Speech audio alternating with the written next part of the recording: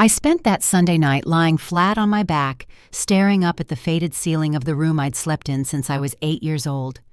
The pale pink walls still bore faint outlines from old posters I'd taken down years ago, and the desk was chipped where I'd once tried to teach myself jewelry making with a dull craft knife and too much ambition.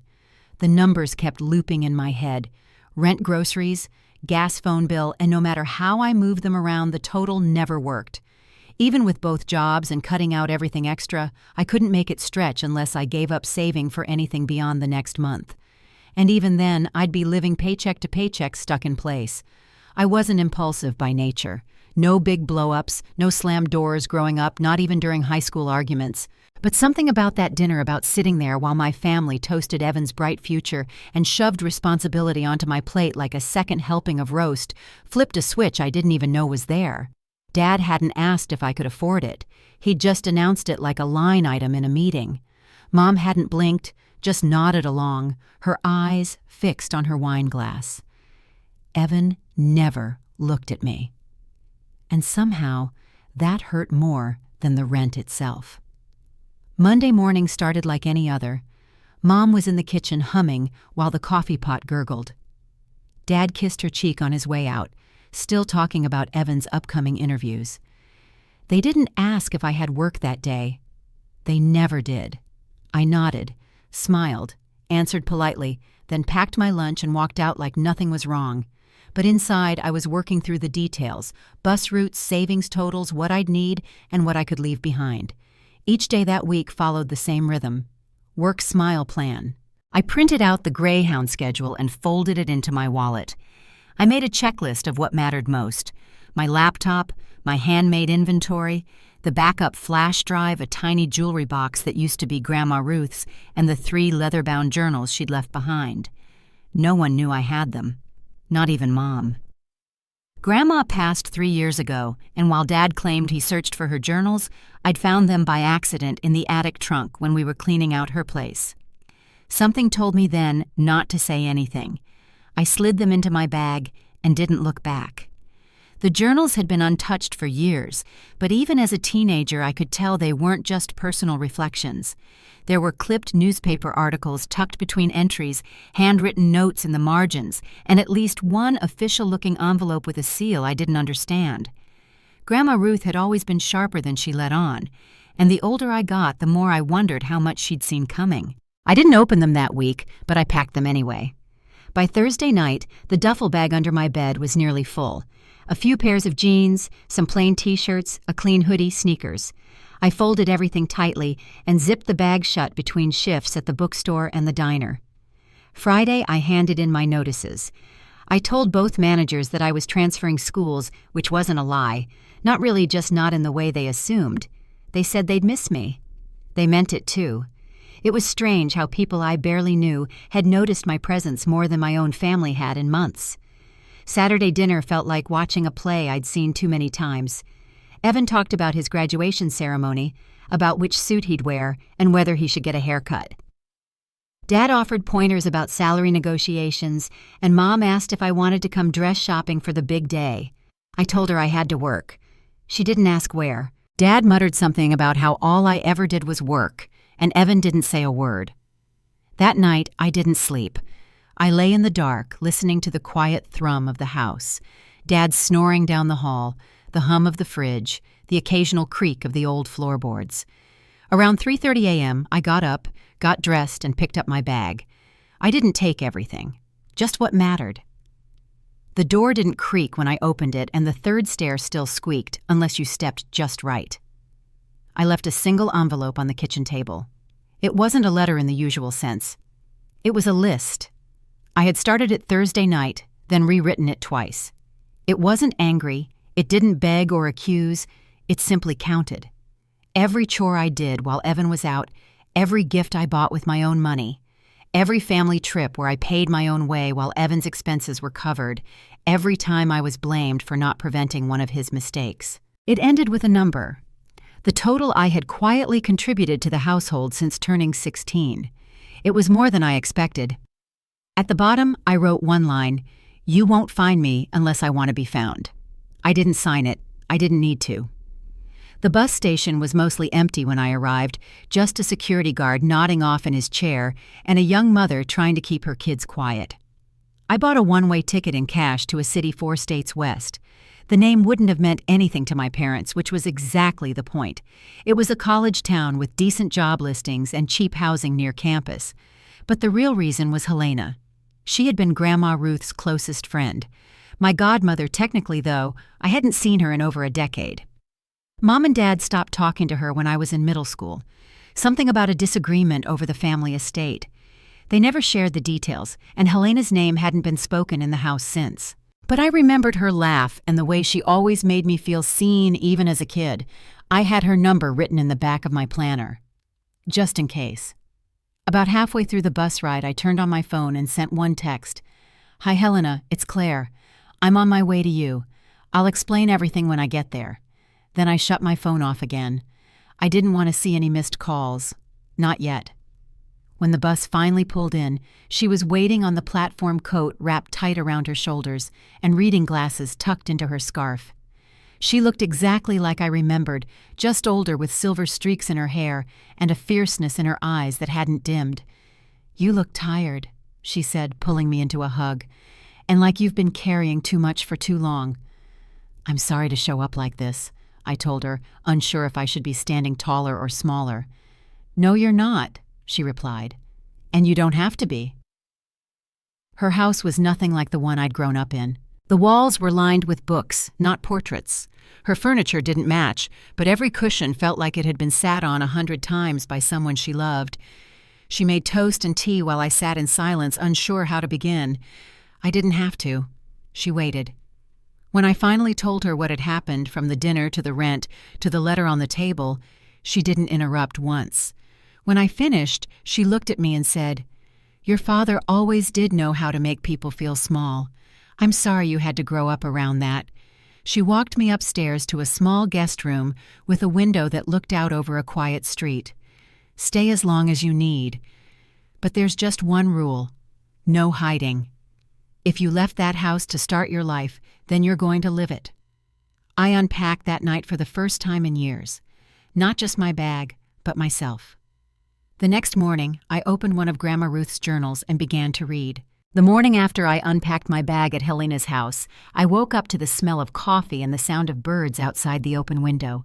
For the first time in a long while, the air didn't feel heavy. Sunlight came in through gauzy curtains, and the room carried the soft scent of lavender and old wood. I got dressed slowly, unsure of what the day might bring. Downstairs, Helena was already seated at the kitchen table with 2 mugs of coffee and a short stack of toast. "Eat first," she said, handing me a plate. "Then we'll talk about what comes next." We didn't rush through breakfast. She asked how I'd been sleeping, what I'd been studying, what books I'd enjoyed lately. No questions about why I left or what my parents might be thinking. Just curiosity about me, as if that alone was reason enough to sit and talk. A little before noon, Helena offered to take me out for coffee at a place near the town square. We walked 3 blocks to a cozy bookstore cafe called The Nook, nestled between a thrift shop and a florist. Inside, it smelled like cinnamon and paper, and the front windows let in soft light over rows of mismatched chairs.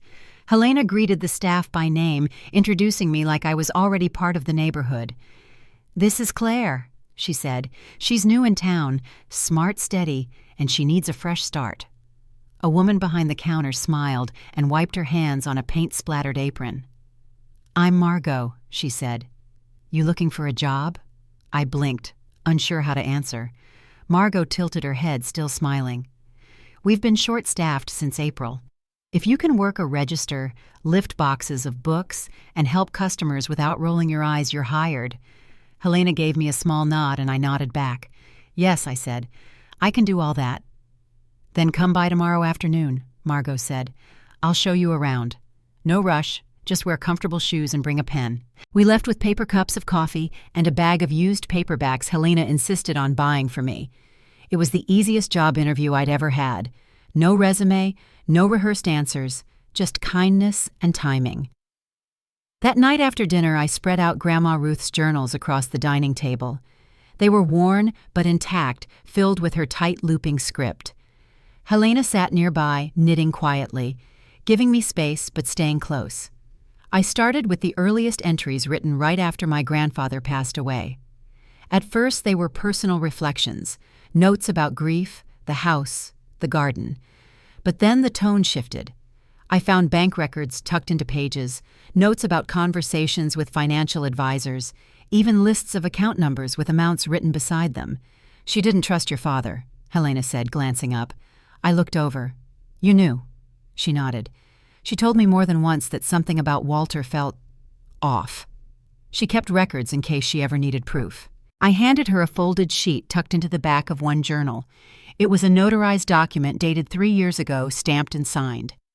Helena took it carefully, adjusting her glasses. "This is a trust," she said quietly. "Set up in your name." My name was there in ink, Claire Elise Benton. The language was formal, but the intent was clear. Grandma Ruth had created a financial trust for me to access at age 21. I stared at the date. I had turned 21 2 years ago. I never received anything I said, not a call, not a letter. Helena flipped through the pages. "This would have gone through your legal guardian if you were incapacitated," she said. "Were you ever under any medical care around that time?" I nodded slowly. I was hospitalized during my last year of high school. 2 weeks in a facility after things got bad. Depression, anxiety. It was hard. She didn't press. She just listened. Then she reached for another document folded between 2 pages, a medical proxy and power of attorney signed by my parents. "This gave Walter access to your financial decisions while you were in treatment," she said, "which means he could have redirected the trust without telling you." I sat back in the chair, hands folded in my lap. "So he took it." "Yes," Helena said, "but not just him. Look at this." She unfolded a second form, an authorization to transfer education funds. At the bottom was my signature. Only it wasn't mine. The handwriting was close, but the loops were wrong, the pressure uneven. "Evan used to mimic my signature as a joke," I said. "He did it on birthday cards when we were kids." Helena looked at me carefully. He might have been involved. It took me a long time to speak. I turned over the form in my hands, looking at the dates, the tuition amounts. All of it matched what they'd spent sending Evan to school. "How much was in the trust?" I asked. "Enough to pay for your degree?" Helena said. "And more. Your grandmother set this up to give you a clean start, school housing, maybe even a small business."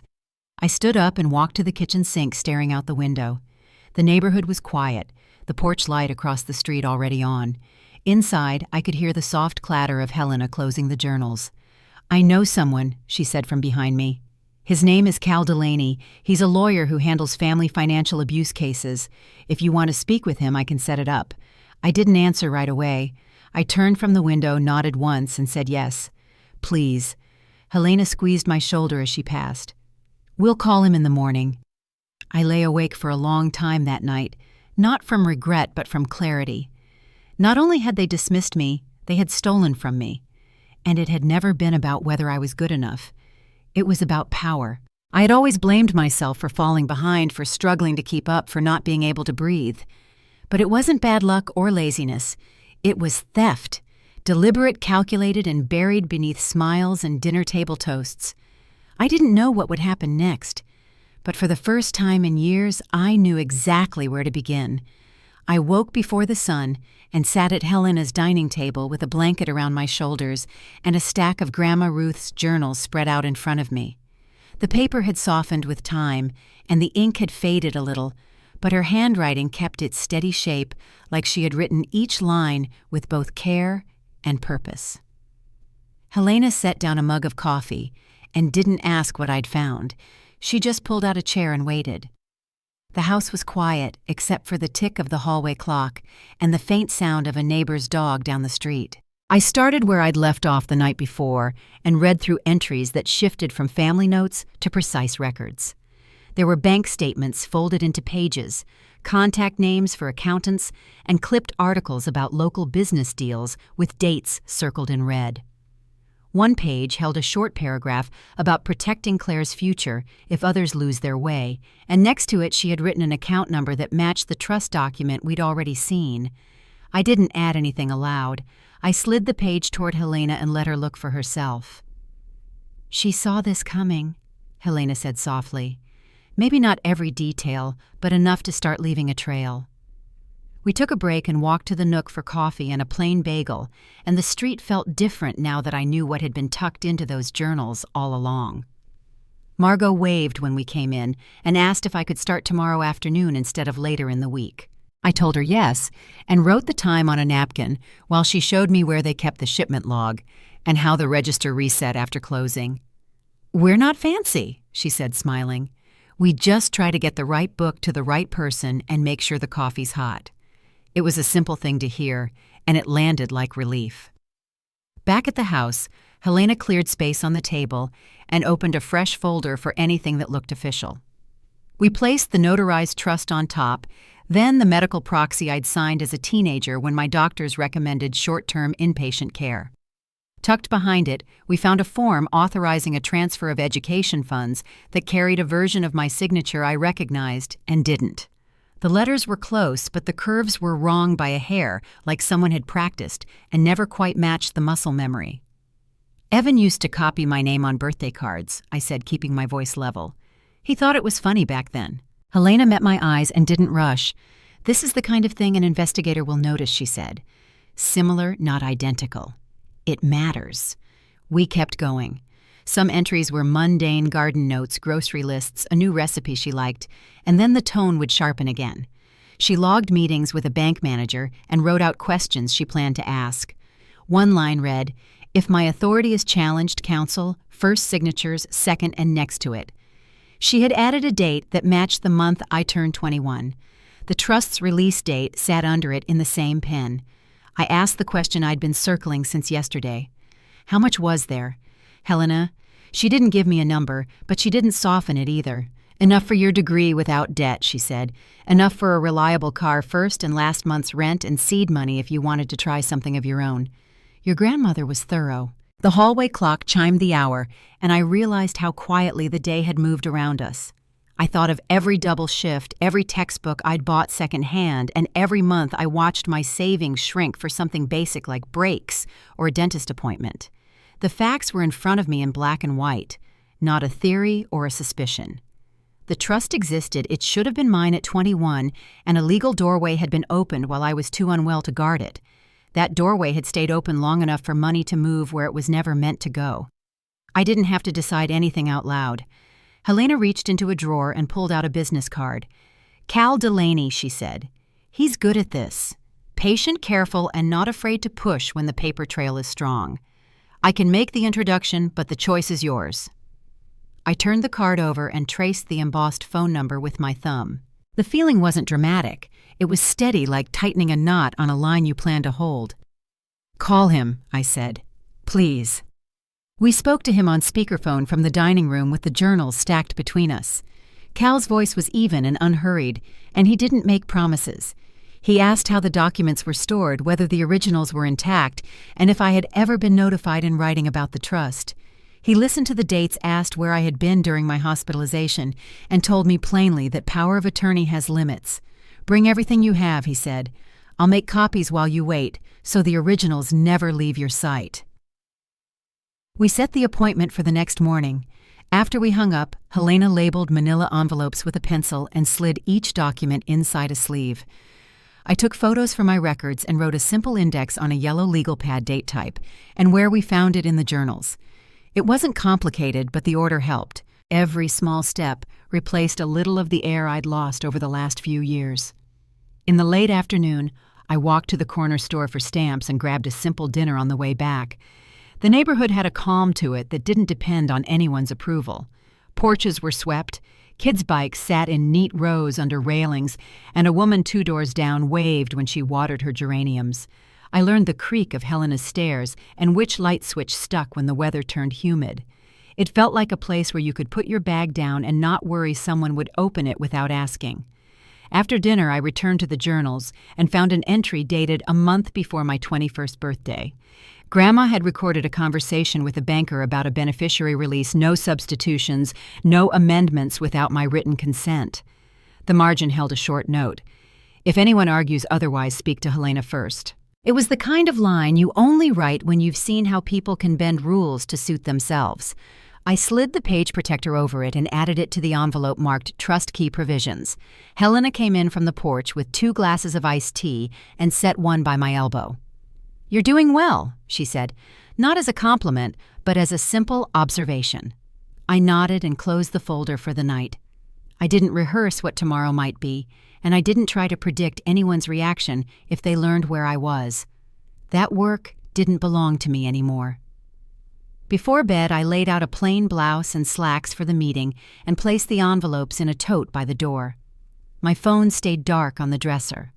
I brushed my teeth, turned off the lamp, and listened to the house settle around me. In the space where worry used to sit, there was something quieter room for a plan, not a fight. Morning would come, and with it, a desk, a copier, and a lawyer who knew the language these papers spoke. I set my alarm and pulled the blanket up to my chin. The appointment time was written on a sticky note taped to the mirror, and the card with Cal Delaney's number rested beside the journals like a small, solid step. We had what we needed to start. Tomorrow, we would. The next morning, Helena drove us downtown to Cal Delaney's office. The building was modest, a 2-story brick structure squeezed between a dental clinic and a tax service. Inside, the waiting room smelled faintly of lemon cleaner, and framed certificates lined the walls. I held the tote with Grandma Ruth's journals and the folders we had prepared, the weight of them heavier than paper should feel. Cal greeted us himself, a tall man with graying temples and a calm handshake. His office was simple, lined with bookshelves and a desk cleared of everything except a legal pad and a fountain pen. "Let's take a look at what you've brought," he said, pulling up 2 chairs across from him. Helena sat beside me close enough to steady me without a word. I laid out the envelopes one by one. Cal opened each, carefully examining the trust document first. He read it twice, once silently, and once with a finger following the text. "This establishes clear intent," he said, tapping the margin. "Your grandmother wanted you to receive these funds directly. The only way around that would have been a legitimate court order, and I don't see one here." He moved to the medical proxy, adjusting his glasses. "This gave your father temporary power while you were in treatment, but it doesn't grant authority to alter the terms of a trust permanently. That distinction matters." He flipped to the education transfer form and studied the signature. "This looks like forgery. We'd need a handwriting analysis, but even to an untrained eye, there are inconsistencies." I felt my chest tighten as he placed the papers in a neat stack. "So there's a case?" I asked. Cal leaned back, steepling his fingers. "Yes, it won't be easy and it won't be quick, but the documentation is strong.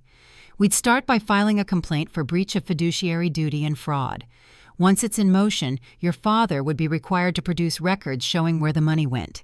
He explained how the process worked. Letters, responses, hearings, and eventually a judge reviewing the evidence. "The key is patience," he said. "Families fight harder than strangers when money and reputation are on the line." "Are you prepared for that?" I thought of Walter's sharp voice across countless dinners, of Diane's quiet compliance, of Evan's silence while the scales tipped always in his favor. "Yes," I said, "I'm prepared." Cal gave a short nod. "Then let's begin." He made copies of every document while I waited in his office, the sound of the machine steady and final. When he returned, he handed the originals back in a protective sleeve. "Keep these somewhere safe. What happens next may take months, but this is your foundation." By the time Helena and I left the office, the morning sun was high and the air felt warmer than it had on the drive in. I carried the folder pressed to my chest as if it might slip away. Helena didn't say much until we reached the car. "You did well," she said simply. I nodded, the words grounding me. The following week, I started my shifts at the Nook. Margot showed me how to log special orders and where the extra coffee filters were stored. The work was steady and unpretentious, stacking books, helping customers, ringing up lattes. I liked the rhythm of it, the sound of the bell above the door, and the quiet hum of people browsing. In the evenings, I returned to Helena's house and updated the index in my notebook, recording each step Cal had taken. Messages began to arrive on my phone after the first legal notice went out. I didn't answer, but I read them. Diane's voice was pleading, "Claire, please call. We can talk this through. Your father is upset, but we can work it out." Walter's tone was sharp and cold. "This behavior is childish. Stop embarrassing the family. Come home and we'll forget this nonsense." Evans was somewhere in between.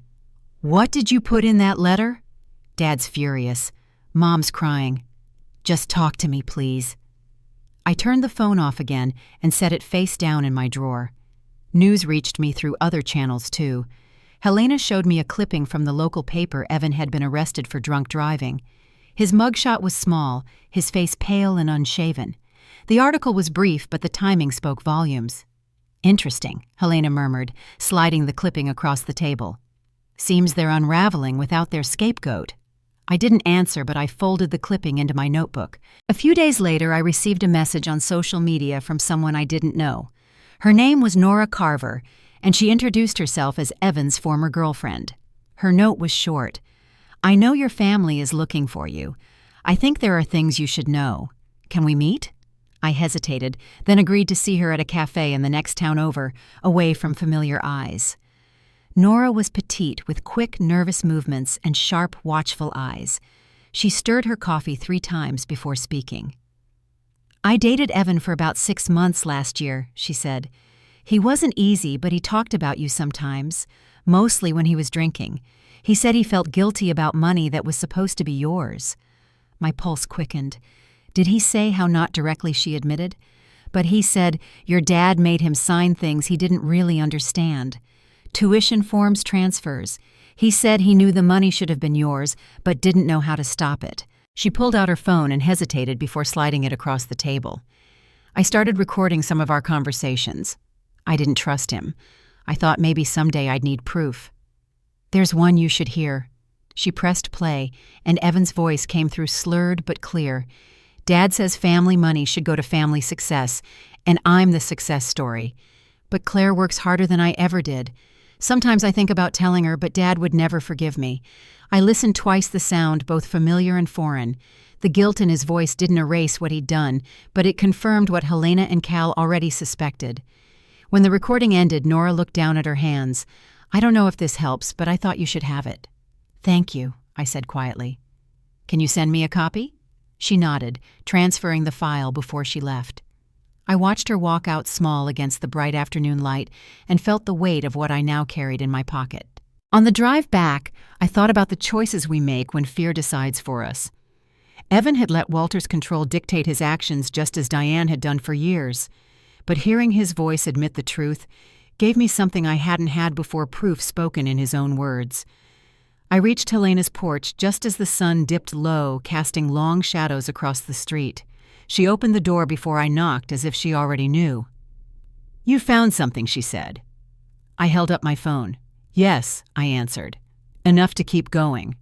Cal called 2 mornings after our meeting with a voice that sounded like good paper being set flat on a desk. The complaint had been filed, and a judge approved our request to freeze any accounts tied to the trust. Service was scheduled for that afternoon. I was shelving biographies at the Nook when the call ended, and I had to sit on the step stool for a minute, palms pressed to my apron, letting the news settle into something steady. Helena and I ate supper on her porch that evening, glasses sweating on the railing while the sky went from blue to gray. We didn't speak much. A little after 9, my phone lit with a local number I didn't recognize. The county sheriff's office had Evan in custody, the caller said. He was asking for me. There had been a crash downtown and no one was hurt, but he was scared and wanted his sister. The jail's visitation room was harshly lit, too bright for tired eyes. Evan came in wearing an orange jumpsuit that hung loose. His hair unwashed his face softer than I remembered. "Thank you for coming," he said, sitting across the table and gripping the edge like it might slide away. His voice cracked on the last word. "Are you all right?" I asked. It was the only place to start. "Not really," he said. "I messed up. Again." He stared at his hands. "I know about the money, Claire. I knew it for a long time. Dad had me sign things when I didn't ask enough questions.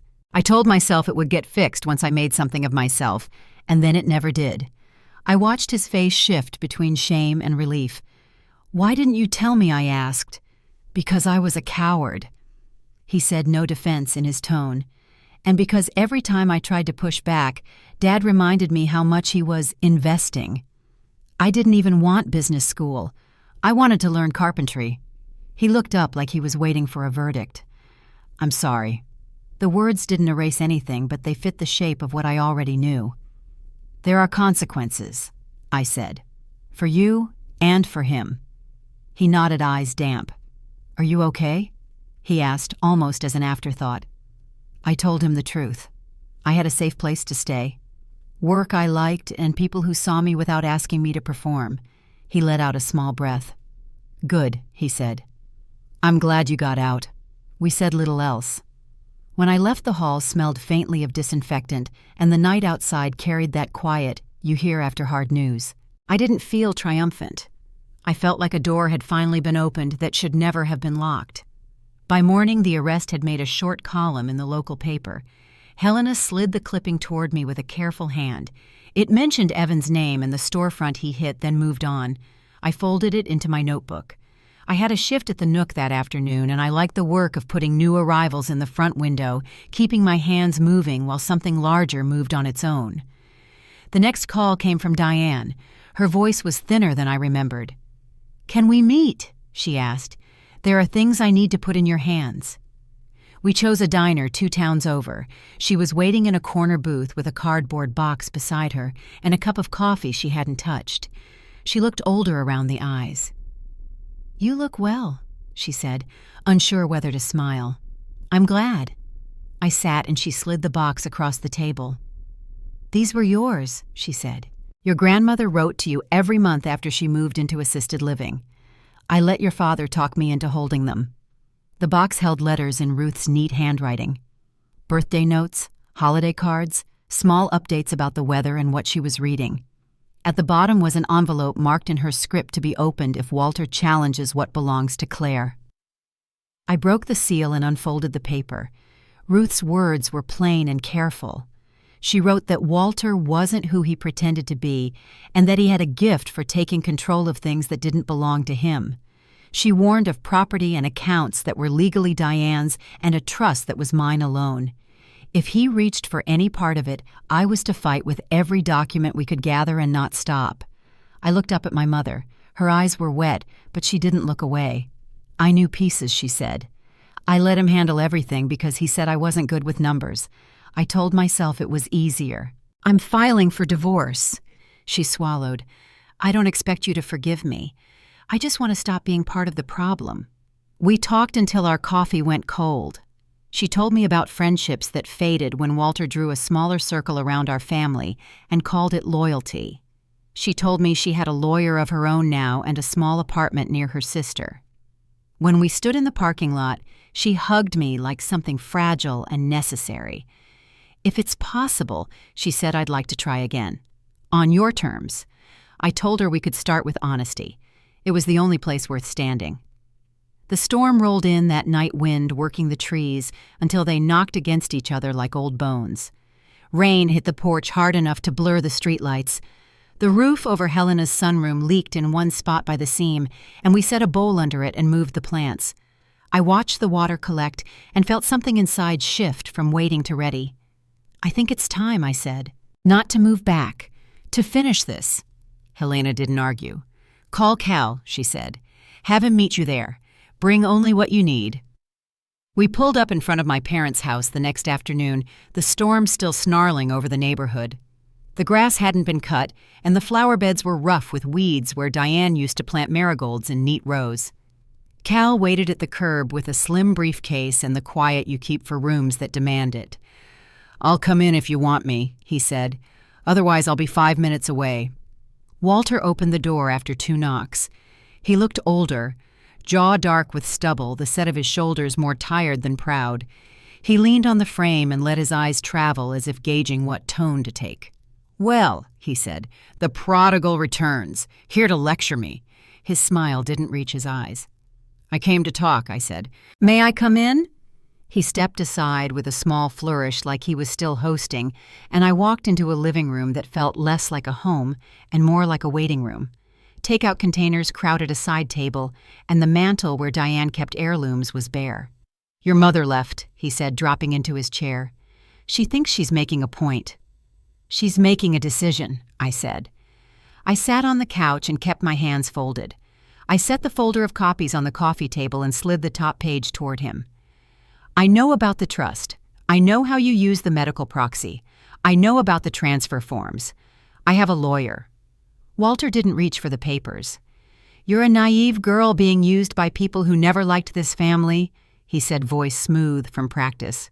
"You're too emotional to handle real responsibility." "You had years to use that line," I said. "It doesn't work anymore." I kept my voice level. "Here's what I want. A written acknowledgement of what you did. A public apology to Mom and to me. And help. Not for me, for you. Counseling. Because something in you turned control into a compass, and it keeps pointing you the wrong way." He laughed, but it sounded old. "You think I need help? I kept this house running, put food on the table, gave you all a good life. You're welcome." I stood, then changed my mind and sat again. There was no point in matching him. The clock on the wall ticked too loud for a room that used to fill with voices. "You built a story," I said, "and called it a house. It's coming down either way." I gathered the folder and rose. "I'll let the court do what it does. You'll hear from Cal." As I reached the doorway, his voice softened. "You were the smart one," he said, eyes fixed on the carpet. "Too smart." I didn't know what to do with that. It wasn't an apology, and it wasn't nothing. I paused for a breath, then opened the door to the wet air and the sound of tires on puddles. Cal pulled to the curb as I stepped off the porch window, already down. "How'd it go?" he asked. I fastened my seatbelt and handed him the folder. "As expected," I said. "Let's finish what we started." We drove away while the storm eased to a steady rain. The house grew smaller in the mirrors until it was just a square shape behind trees. Ahead of us, the road shone with standing water, and the wipers kept time the whole way back. The next step would not be quiet, but it would be clear. We drove away from the house with the wipers keeping time, the folder of copies in Cal's briefcase, and the storm slipping into a steady rain. Helena waited up with a lamp on and a towel for my hair, and neither of us tried to name what the afternoon had been. It was enough to know we had said what needed saying, and had put the rest in motion. By morning, Cal sent a short message meeting requested counsel to counsel possible settlement on the table. The conference room was smaller than I expected, bright with fluorescence and a long oak table polished to a shine. Cal sat beside me with his legal pad, his handwriting neat and even. Across from us was Walter's attorney gray suit measured voice and a stack of papers clipped into tidy packets. Walter arrived last, a step slower than usual, jaw-tight eyes avoiding mine until he had to look. Cal outlined the terms without ceremony. Return of the trust funds with interest written, acknowledgement of breach, and a public apology addressed to me and to Diane. No contact orders for a period of time and cooperation with any review of property moved from Diane's name without informed consent. The final item sat quiet on the page transfer of the family home to a local women's shelter to be used for transitional housing. Walter's attorney cleared his throat and tried to soften the edges. He asked to adjust language to remove the word fraud, to replace apology with statement. Cal didn't raise his voice. He simply read the documents again, inserting the words that mattered back where they belonged. My hand stayed folded on the table, and I watched the clock, the second hand stepping past each number like it had somewhere to be. "You want me to sign my house away?" Walter said finally. Eyes on Cal and not on me. "It was never only yours," Cal answered. "And what happens next is your choice. A judge can make these decisions, or you can." The room went quiet enough to hear the heating unit click on. Walter rubbed his temples, then looked at me for the first time since he sat down. "This makes you feel better?" he asked. I didn't answer. It wasn't a question built for truth. He looked down, exhaled, and picked up the pen. The signatures took time. Initials here, date their full name on the last page. When it was done, the attorney slid the stack to Cal, who checked each line and nodded once. "We'll file this by end of day," he said. "The funds will move under court supervision. The apology will publish with the filing." Walter stood as if an invisible weight had shifted. For a second he looked older than I had ever seen him, and then he put on his coat and left without another word. We sat there a moment longer, the room suddenly too bright. Cal turned to me. "You did well," he said. "The next steps are procedural. I'll keep you posted." I thanked him and gathered my tote, feeling the strange lightness that comes when a door you've pushed for years finally swings on its hinges. The apology ran in the local paper 3 days later under a plain headline. It was brief and formal, prepared by counsel, but it said what needed saying. Walter acknowledged the trust, the misuse of authority while I was hospitalized, and the transfers that followed. He apologized to Diane and to me. There were no excuses included and none were needed. I clipped the column and placed it behind the first page of my notebook. The transfer of the house moved fast once the papers were recorded. Helena drove me by after the deed cleared, and the lawn had already been mowed by a volunteer crew. The front porch was swept clean, and the windows were open to let the place breathe. A small sign hung on the temporary fence with the shelter's logo and the words, "Future Home of Ruth House." The name settled in my chest like something set right. We met with the shelter's director on a bright morning that smelled faintly of paint and pine cleaner. She walked us through the rooms with a checklist and a timeline. There would be new locks, smoke detectors in every bedroom, fresh coats of soft color where the walls had dulled. The old den would become a playroom, and the narrow office off the kitchen would hold case files and a quiet desk lamp for late nights. "We like to keep the front room warm," she said, noting the light at different times of day. "A first cup of coffee can steady a person when everything else is new." I ran my hand along the banister that had once felt like a boundary line and tried to imagine small feet pattering down on a school morning. Helena stood near the window, hands folded, eyes shining in the soft way people have when the past takes on a better shape. News traveled the way it always does in a small town. Some people stopped me at the Nook to say they had read the notice and that the donation made sense. Others avoided meeting my eyes and hurried out with their purchases. Margot kept a pot of coffee going and left a plate of muffins by the register with a small sign, "Pay if you can." I stocked new paperbacks and learned the titles regulars liked to ask about before the covers changed. Evan called from rehab a week later with a voice that sounded like someone who had slept. He told me he was staying the full program and that his counselor was helping him plan what came next. "I found an apprenticeship listing an hour away," he said. "Carpentry. They'll let me start when I'm through here if I show up on time and keep my head down." I told him it sounded right. He hesitated, then added, "I'll set up a plan to pay back what I used. It may take years." I said I heard him. He said thank you, and we let the line rest. Diane moved into a small apartment near her sister and began bringing her own mail up the stairs in neat bundles. She started counseling twice a week and signed up for an art class at the community center. When we met for tea on Saturdays, she didn't try to fix what couldn't be fixed. She brought a sketchbook and sometimes flowers that didn't need a reason. We spoke in full sentences that belonged to both of us. Cal sent the confirmation when the trust funds landed where they were supposed to be. They moved under court oversight first, then into an account in my name with clear instructions and no hidden doors. I sat at Helena's dining table with the paperwork spread out and a pen that felt heavier than it looked. We set aside what would cover school, a reliable used car, and a small emergency fund, and then we looked at what was left. "We could make something with this," Helena said, not as an idea tossed into the air, but as a plan that had already put on its shoes. "There are others like you. They need information and a place to sit down and breathe." We called Cal and invited him over for supper. Margot came after closing with a tray of sandwiches and a stack of scrap paper. We wrote names and needs and costs on the backs of old invoices, and by the end of the night, we had a list that felt like a beginning. We filed the paperwork for a nonprofit in the simplest language we could. The mission was clear legal guidance and counseling support for young adults navigating family financial abuse and emotional control. Helena would handle operations, Cal would volunteer legal hours, and Margot would coordinate volunteers and donations. I would meet with clients first, listen to the shape of their stories, and help put together the folders that make sense of a scattered life. We rented a small office above the florist on Main with 2 second-hand desks and a blue rug Margot found at a yard sale. The doorbell stuck in damp weather, and the window looked out over a bus stop where people waited with grocery bags and tired shoulders. We kept a coffee maker and a box of tissues on the shelf, and I always set a glass of water on the table before the first appointment of the day.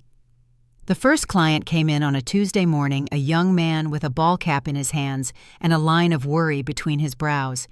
He told me about credit cards opened in his name and bills he never saw until a collection notice made it to his apartment. We copied what he brought and made a plan with dates and a call list. When he left, He had a folder with his name on it and a page of next steps clipped to the front. I watched him pause at the top of the stairs, like a person who had been carrying something too heavy and had finally found a way to set it down. We visited Ruth House again the day the sign went up on the brick pillar by the front walk. Ruth House Transitional Housing for Women and Children. The paint was still tacky, and the letters were simple and clean. Neighbors had left potted geraniums on the porch, and a local church had donated a stack of quilts. I stood on the sidewalk with Helena and the shelter director while a worker adjusted the screws on the sign until it sat straight. "You know she would have liked this," Helena said, meaning my grandmother. I nodded and thought of the journals of the careful lists and the circle around the date I turned 21. The past hadn't changed, but it had been put to a use that made sense. Late that afternoon, Cal forwarded a short notice from a regional business council. Walter had resigned from a board position effective immediately. The statement was bland and professional, but it closed something that had been hanging open. I didn't clip it. I let the email sit where it was. On the last Friday of the month, we gathered in our little office with a sheet cake from the grocery store and 3 paper plates. Margot lit a single candle because she said beginnings deserve a flame. We had 5 open cases, 2 resolved, and a stack of inquiries waiting on callbacks. Helena raised her plastic fork and said to steady ground, and we ate cake off napkins while the bus hissed to a stop outside. The phone rang the following Monday with a request I didn't expect. A program coordinator from the state university had heard about our new center and wondered if I would speak to a group of students about spotting financial manipulation and finding help.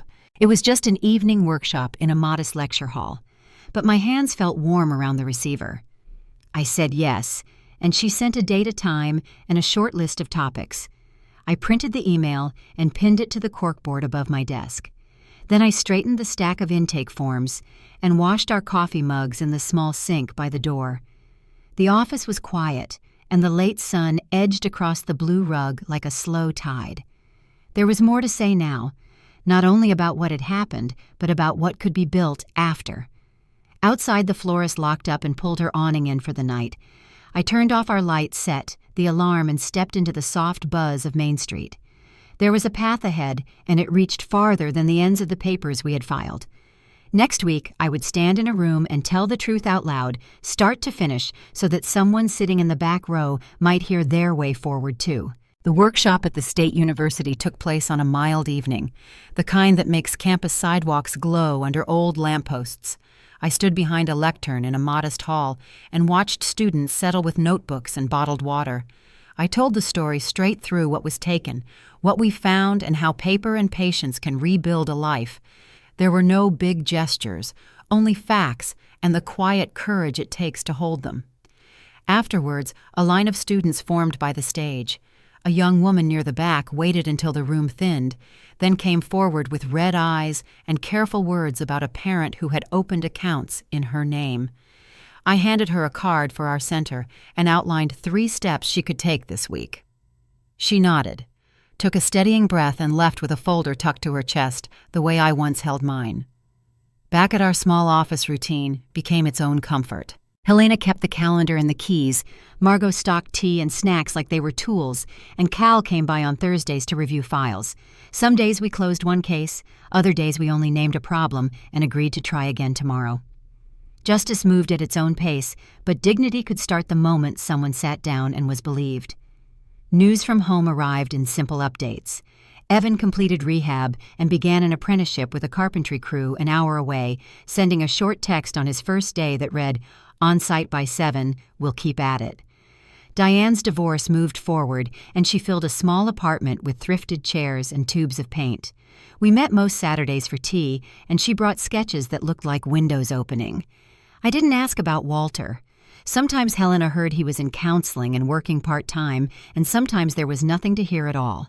I let the distance stand. Ruth House opened with fresh paint and a porch swing that creaked softly in the evening. The first families arrived with plastic bins of clothes and a kind of tired that sits behind the eyes.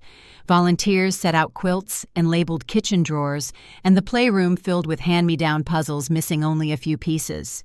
On quiet nights, I'd park across the street and watch warm light gather in the windows that once held the shadows of my childhood. The building had learned a new language, one built on safety and second chances. When our nonprofit reached its first year, we held a small gathering in the Nook after closing. Margot pushed tables together and set out paper cups, and Helena taped a list of the cases we'd closed to the wall behind the counter. Cal raised a glass of something sparkling and said to honest paperwork and stubborn hearts, and we laughed because we knew both were necessary. I thought of Grandma Ruth's careful handwriting and the instructions she left to follow the trail all the way through. As the months turned, the anger that once lived at the center of my story loosened its hold. I did not forget the losses, and I did not rewrite the past to make it softer than it was. I simply let my life be larger than the harm. Boundaries replaced battles, and purpose took the place of proving anything to anyone. Some days that looked like filing forms. Other days it looked like teaching someone how to say no and mean it. One afternoon, I visited Ruth's house to drop off donated books. A little boy sat on the porch steps with a superhero lunchbox and asked if there would be a garden. I told him there would be, and that marigolds were good for keeping rabbits away. As I walked back to my car, I realized I was standing in a future my grandmother had made room for long before I knew I would need it. Love can be practical like that. This is what I carry forward.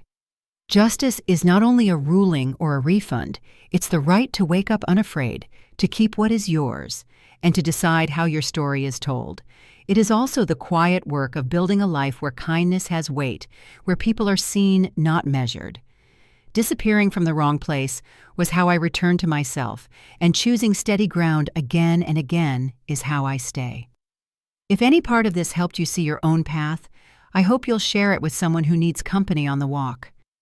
Tell me where you're listening from, and subscribe if you'd like more stories told in this gentle way. Take good care of yourself and take back what's yours.